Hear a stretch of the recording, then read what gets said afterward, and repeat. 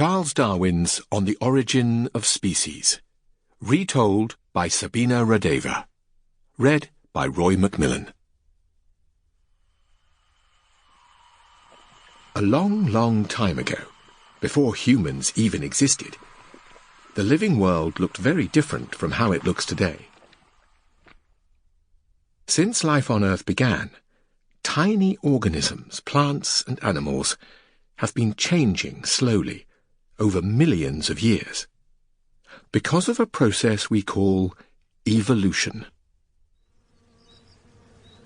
For most of human history, many people believed that everything in the world was created all at once.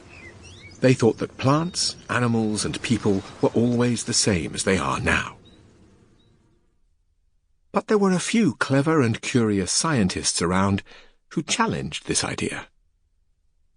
Animals change over time, and they often look different in different parts of the world, said Georges-Louis Leclerc de Buffon.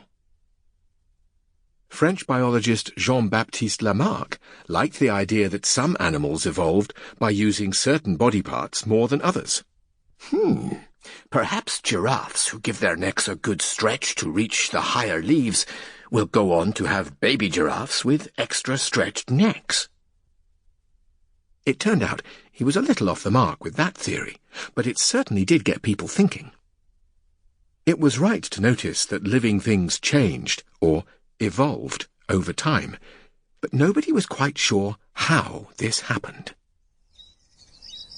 Soon, though, the world came to know Charles Darwin, an English naturalist who would change people's understanding of how different species came to be.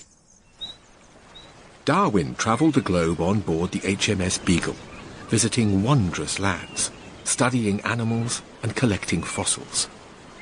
Many things excited and amazed him on his adventures, and he wrote them all down as accurately as he could. Fascinating. A butterfly that makes sounds. When Darwin returned from his expedition, he worked from his English country house, where he lived with his wife, Emma, 8 children, Elizabeth, Francis, Leonard, Horace, George, Howard, Henrietta, Emma, Anne Elizabeth, and William Erasmus, and his dog, Polly. But Darwin had another long and difficult journey ahead. He had a new, big idea he wanted to share with everyone, but, to explain it, he would have to do a lot of writing, studying, and discussing with other scientists. And working in his... Sample complete. Ready to continue?